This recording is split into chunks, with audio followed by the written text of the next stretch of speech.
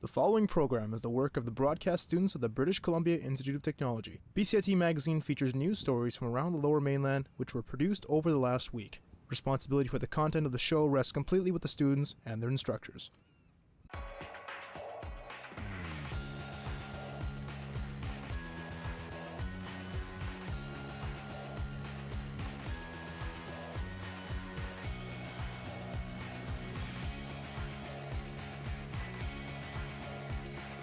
Today on BCIT Magazine, the City of Richmond is looking to drop their RCMP detachment. Local media took a crash course in becoming a cop.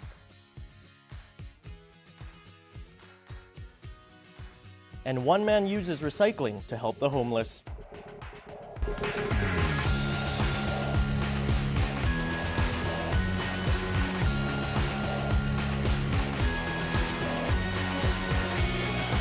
Hello and welcome to BCIT Magazine. I'm Amrit, Gill. And I'm Sergio Vargas. A quick update on the alleged peeping Tom incident that occurred here on our Burnaby campus. Chase Young's lawyer appeared in BC Provincial Court on Tuesday. The case has been adjourned until March 15th. Last week, Burnaby RCMP released a composite drawing of a man allegedly responsible for sexually assaulting a female on Burnaby Mountain Urban Trail. The man is described as a Caucasian with a slim build and between the ages of 40 and 50. The woman was walking along a busy section of the trail at night when police say she was approached by an unknown man and was assaulted. This week, it was confirmed that investigators had received a large number of tips in the case.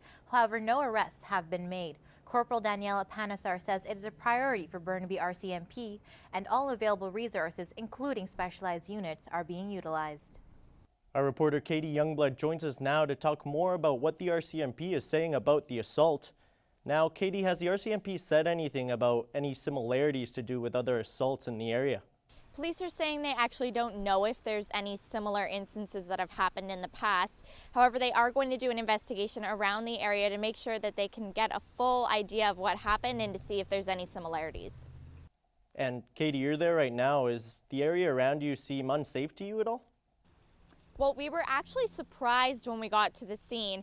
It's a fairly open area and there are cars driving by. We do want to emphasize, though, this incident happened after midnight, so it was dark. And of course, there are areas of the trail that do veer away from the main road.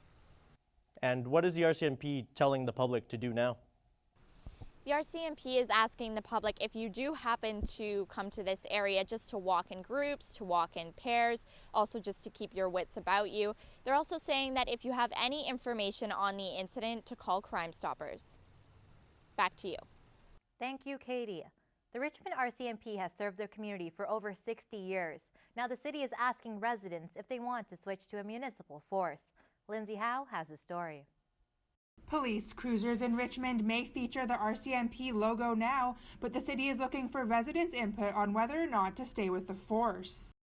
The Richmond RCMP have been the city's police force since the 1950s. But despite the city being happy with the local detachment, they feel they were forced into signing an RCMP contract with the province, prompting them to start discussing alternative options. The situation probably picked up strength when we were forced by the province to sign what we saw as an incomplete and inadequate RCMP policing contract. We were forced into it. The province threatened to take away some of our funding if we didn't sign it, so we signed it, but we said okay. But we're not satisfied with the situation and we want to take a look at the policing. First, the city needs to wait and see what the feedback is from the open houses going on now. If residents decide they want to leave, a report would be created for City Council. If City Council approves the decision to leave, Council would then draft a proposal to the provincial government. The province would then need to approve the proposal, then giving the city the go-ahead to give the RCMP 2 years' notice. But some residents say they're happy with the current force. Not in a negative way. I think sometimes the police force can have, people can be scared of them, if they see a cop car around and things like that. But I think in Richmond it's not like that at all. I think they're just doing their job and their due diligence. And I don't know, I've never had any complaints really or any problems. They've just made me feel safer. Honestly, I'm happy with the RCMP. I don't see any issues in Richmond with the police, so I think it would not really make sense to do that, not very necessary. The mayor is waiting to see if other residents feel the same way. Lindsay Howe in Richmond for BCIT Magazine. All right. Coming up next on BCIT Magazine, a local company looks to bring high-speed racing back to Vancouver. And could a high-tech vest be the future of workouts as we know them?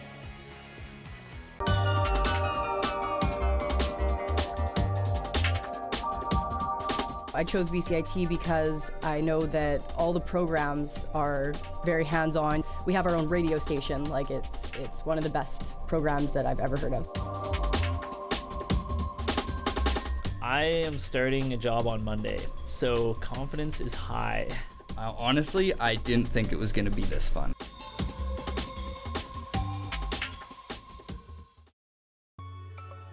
A defining moment for me was when I finished my first internship and got lots of really great feedback from industry professionals.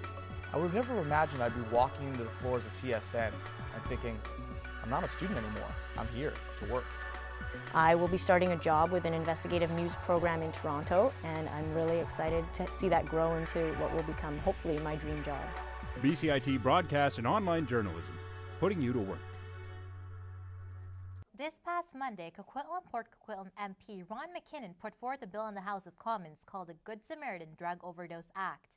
If passed, this would mean people who call 911 to report overdoses cannot be charged with drug offenses. Our reporter Katie Johnson has been following the story and now joins us. Katie, is there a reason this bill has been put forth? Well, the proposed legislation comes as Canada is dealing with an increase in illicit drug use overdoses. This is part and due from fentanyl emerging on the black market. According to the BC Coroner Service, there were 465 deaths last year from drug use overdoses. This is a 27% increase from the previous year and the highest rate of overdoses since 1993. Right, and what is this legislation based off of? It's based off a 2012 study by the Waterloo Region Crime Prevention Council, which found nearly half of people wouldn't call 911 or call 911 and then leave. So they're trying to encourage people to stay on the scene with the people overdosing. They're really hoping this bill gets passed. Back to you.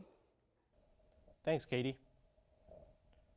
Police across the continent are often under fire for use of excessive force.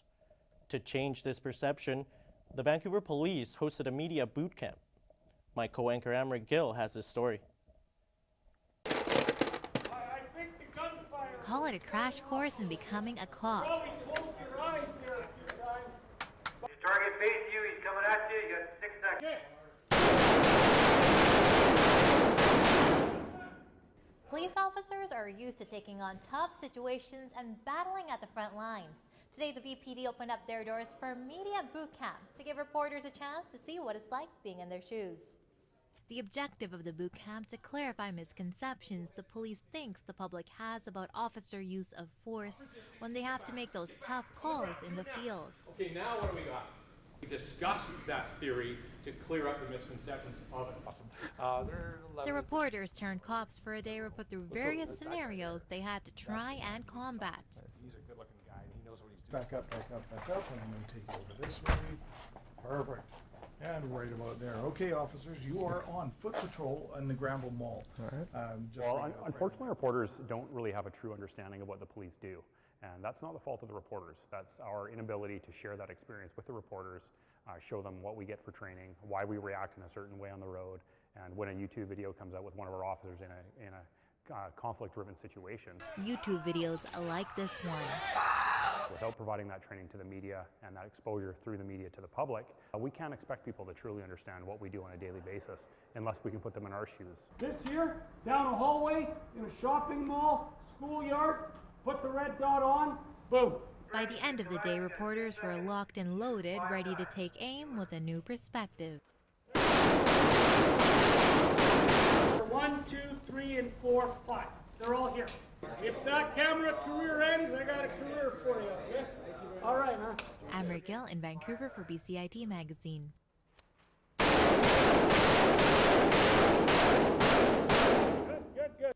2004 was the last time Metro Vancouver saw high-speed racing in its streets in the form of the Molson Indy. Now a local company is looking to replicate that experience with much quieter, cheaper, smaller electric go-karts. My co-anchor, Sergio Vargas, has the story. From afar, it may look like your average go-kart. It may even sound like it too. But this isn't your regular gas-guzzling machine. It's a pretty powerful little machine. It's 100% battery electric, and it really goes. It's a pretty impressive machine. This is the juice, you know, it's the gas tank, if you will. Johnson and the G0 racing team is now looking to take this battery-powered kart off the track and into the streets of BC. We want to turn it into a sport that's easily accessible to the general public, and that's why we're keeping these two street races in the GVRD and Vancouver Island, and seeing how we'll progress from there as a sport. A sport they are turning into the inaugural season of the Championship Racing Series, a 10-kart, 6-race series that starts in May. However, they haven't been received with open arms at every racing stop. Racing especially has not the greatest reputation in the Lower Mainland. Some people associate it with a lot of noise. There is the also association with pollution. That reputation mainly comes from the 15-year-long Molson Indy that made its last run through Vancouver back in 2004. It's been a really long time since we had Indy in the city, and you know, some people think back quite fondly of it. It's a very common point of discussion. Anytime we mention that we're around, people want to know, how are you going to overcome the challenges that Indy did? And we really do think we have a perfectly tailored, very Vancouver-centric solution to those problems. And one of their scheduled stops agrees. They worked with our police department representatives as well as our fire department representatives, in addition to our engineering representatives, and we're satisfied that this is going to be a safe and family-friendly event in our downtown. The Championship Series will host its inaugural race in downtown New Westminster in May. Sergio Vargas in Chilliwack for BCIT Magazine. A new strength and conditioning technology has arrived in Vancouver in the form of an electronically powered vest. Our reporter Conley Mostert has this story. This is the gym, and for many, many years the home away from home for health and fitness lovers alike. But as of a week ago, a new technology has arrived in BC, and its inventors believe it could be the future of workouts as we know them. This is called an electromuscular stimulation vest, and well, that's me trying it on. How it works is the vest uses electronic jolts that mimic impulses from the nervous system, causing various muscles to contract at once. It feels weird at first, but Body Invest Vancouver believes it could be the future of gym workouts as we know them. Electromuscle stimulation concentrates on the whole muscle versus basically when you go to the gym, you have to do different reps and different routines to work different muscle groups. Where when the electrical pulse comes in, it makes the whole muscle contract and release. So that's why in 20 minutes, you can have a workout that's equivalent to 3 hours worth of exercise in the gym. However, Joseph Anthony and Allison Howens of the UBC Department of Physical Therapy say electrical stimulators do have the potential to be problematic under some circumstances, stating that if you have an implanted medical device that is electronically powered, such as a pacemaker or defibrillator, it is possible for the function to be altered by electrical interference. Muscle injury can be caused by electrical muscle stimulation if the tissue is forced to contract too hard or too many times. And they emphasized electrical stimulation should be avoided during pregnancy, especially in the first trimester, as there may be harmful effects on the developing fetus. However, despite these concerns, Body Invest already has plans to expand throughout Canada with a technology that may just shock everybody. Conley Mostert in Vancouver for BCIT Magazine. UBC has revealed prototypes for its new Nano Studios, small rooms the school believes to be more affordable. However, one student believes UBC could do more for low-income students. Shaquille Majuri reports. Students at UBC had the chance to explore this 140-square-foot Nano Suite. The school plans to create 70 of these units as a means of providing more affordable housing. 140 square feet of independent living. So when I say independent living, it has all of the amenities that one needs to live by. So it has a bathroom built into the space, a kitchen area, a bedroom space, and a study space.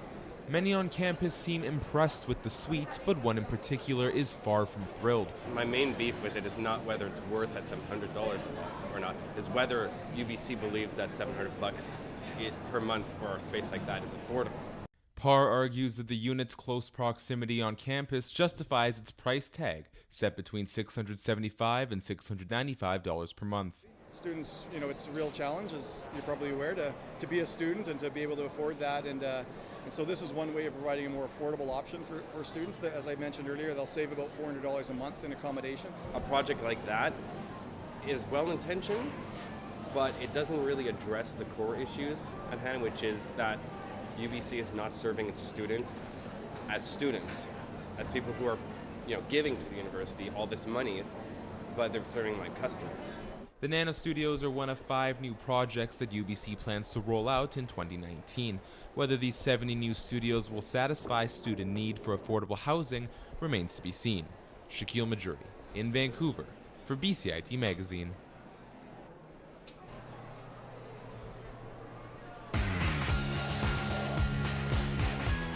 Coming up next on BCIT Magazine, drone developers educate the public on the rapidly growing industry. And the city of Abbotsford comes together to celebrate Canada's game. The most rewarding thing for me has been the relationships I developed in the program, both with instructors and classmates. My sense of confidence has never been higher. I mean, this program's offered great opportunities to be in real world, real industry situations, and being in those moments and knowing I can contribute, I can do this. It's exciting to be in this industry and to meet lots of great people and to make amazing friends. BCIT Broadcast and Online Journalism, realizing your potential. Standby graphics, ready camera one. If you want to experience the fast-paced world of news. Today on BCIT Magazine, striking. Make magic on a movie set. Frame. And action. Or bring your creative ideas to life. BCIT's hands-on training will get you started. BCIT Television and Video Production. Your possibilities start here. Hi, I'm Amar Khan. And I'm Kyle Balzer. Here are some events happening in your local neighborhood. Sunday. Well, actually, Saturday. Monster Jam is going to be at BC Place. See monster trucks like Gravedigger and Northern Nightmare, crush cars and spin dirt donuts for fans of all ages. With winter coming to a close, you can still trek the slopes with other snow lovers at Grouse Mountain Social Snowshoe Night, every Monday and Wednesday until March 30th. Safe to say, it'll be a chill night. Hockey meets the great outdoors as the Vancouver Giants present Outdoorsman Night on March 4th. Along with prizes and giveaways, the G-Men's mascot Jack will be joined by his fellow Lumberjacks, the Laughing Loggers. Opening face-off is set for 7:30 p.m. against the Victoria Royals. The Vancouver Art Gallery's largest exhibit ever just opened its doors. It's called Mashup, and my co-anchor Amrit Gill got to go for a visit. Visitors pour into what took 3 years to create. Deemed as the largest exhibition ever to take place at the Vancouver Art Gallery, it's called Mashup, the birth of modern culture. Mashup was conceived as an exhibition that would talk about a kind of creativity that seems to be present today, really pervasively. So not only in the visual arts, but in visual culture in general. So thinking about design, architecture, all kinds of new media. This ambitious exhibition has 371 pieces of art on every single floor, bringing together visionaries from backgrounds such as fashion, design, music, and arts. The exhibition takes art lovers on a trip through history. Most spectators' impressions of the exhibit were on a positive note. It's noisy and loud and beautiful and fun. However, there were some critics. I think one of the problems is that for quite a monochrome exhibit, it's taken up rather a lot of space. The 4-floor exhibition embodies modernism, experimentation, and investigation. For us, it's about being aware of where you are in the world and how you see the world. And an exhibition like this provides you with some of those tools and experiences to do that. Amrit Gill in Vancouver for BCIT Magazine. In our next story, we meet a man who made headlines for collecting cans to pay for a vacation. Now, 8 years later, he's recycling cans to help others. Katie Johnson has the story. Hank Brennan started collecting cans to fund a trip to Alaska. Now he's decided to use what he makes from recycling to help the less fortunate, starting a charity called Hank's Christmas Glitter. So once a week I go around and I pick up all of the recycling, bring it back to my garage, and this is where I sort it, and I basically get it ready to take to the depot. And I do this in my spare time. And eventually at some point during the week I get to the depot and cash it all in, and I convert that money into gift cards from the local coffee shops and the food chain stores. Hank says he was 17 the first time he felt compelled to help the homeless. And I took him inside there, and it was a burger place, and got him something to eat. And I remember doing that, and it left quite an impact, because even today I can still see that man sitting in that little park, even today. Nowadays, he dedicates several hours each day It can be a messy job sometimes. to collecting, cleaning, and sorting bottles and cans. He says every bottle can make a difference in someone's life. Some of these people that are outside, they're sleeping under bushes and sleeping on somebody's couch somewhere, and they're struggling. And but at the end of the day, you know, I've handed out some cars to some people, and I know what that did for them. It's not a big amount, but to them, it was like handing them a pot of gold, and it got them through another day. And I come home with that. The homeless community relies on Hank and his charity. I think a lot of these guys would probably, I don't know if they'd be dead, but they'd be a lot worse off. Because a lot of these guys, their families have given up on them. And maybe I'd be in the same boat too. It's just that little bit of community helps. And the fact that he does it all through recycling is the biggest part. Hank's a beautiful guy, I tell you that. And we really appreciate him being around. And what's next? I'm always looking for new contributions of bottles and cans, always. The more I can get, the more people can be helped. And that's all it comes down to. This past year, Hank distributed over $20,000 to the homeless, and he shows no signs of slowing down, recycling bottles, cans, and Christmas spirit to those who need it most. Katie Johnson in North Vancouver for BCIT Magazine. One of the fastest growing industries in the world is drone technology. Now, with more drones flying in the sky than ever before, educating the public has become a main concern. Our reporter Katie Youngblood has this story. Whether it's a small one or a big one, drones are becoming increasingly popular. With the growing demand, there are also more concerns about drone safety. And now, with more drone operators than manned aircrafts in the sky, crashes like these are occurring more often. Like anything else, education is a good thing. So getting out in events like this and helping people understand what the realities and facts are is very, very important. Now the education is being taken a step further, with post-secondary institutions like BCIT offering part-time courses on drone use. Employers are requesting students to have UAV technology now. Whether you're in geomatics or perhaps constructions, you can use the skill set by having UAV training to get further into the industry, in a very fastly expanding industry. Safety is probably the most critical thing with us. And Transport Canada. We're working directly with Transport Canada to make sure we have the rules and regs right. First-time flyer Wayal El-Kadi experienced the difficulties flying a drone could cause. Well, it is the future. Yeah, but when I tried it, actually, it's quite heavy. So that's why I understand if it hits somebody by mistake or whatever, yeah, it will be quite a hit. As everything, yes, it's like every tool you can use it in a bad way and in a good way. So it's just like anything, like the PC, like your computer. So if you use it in such a good way, I think there is no problem in it. Katie Youngblood in Burnaby for BCIT Magazine. I didn't expect that. I was planning to crash it. Hometown Hockey is in its second season, stopping across communities in Canada, showing their love for the game of hockey. Our producer Kyle Balzer went to the Abbotsford stop to find out more about the Fraser Valley's love of the game. Put up some boards with 2 nets, throw in some helmets, sticks, and a little orange ball, and you've got the community of Abbotsford celebrating hometown hockey. And needless to say, everyone attended the event for one purpose. Just bringing hockey back to Abbotsford. It's exciting. I want everybody to know that Abbotsford's an amazing hockey place and Abbotsford's a good community. Hockey is a tradition in all of Canada and Abbotsford. Everyone loves hockey and it just brings everyone together.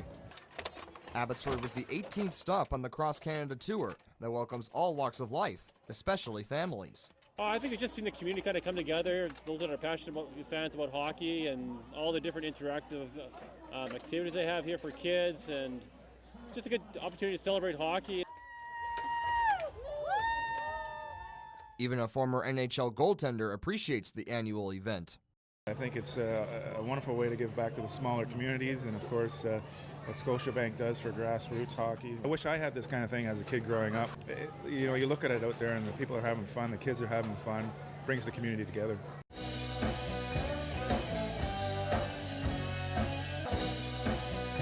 Though the celebration only lasts one weekend, hockey lovers were treated to many aspects of developing a stronger connection to the game. But did that work for Abby? We love hometown hockey! We love hometown hockey! We love hometown hockey! It's fair to say the demand to have hometown hockey back here in Abbotsford is very popular. The festivities this weekend were a great example of the very slogan of this event, celebrating the community, coming together to celebrate Canada's game. Kyle Balzer in Abbotsford for BCIT Magazine. If you have any questions or comments regarding this program, please visit us online at bcit-broadcast.com or bcitbroadcastnews.ca. I'm Amrit, Gill. And I'm Sergio Vargas. That was your BCIT Magazine for this week. Thanks for watching. We leave you now with shots of hometown hockey in Abbotsford.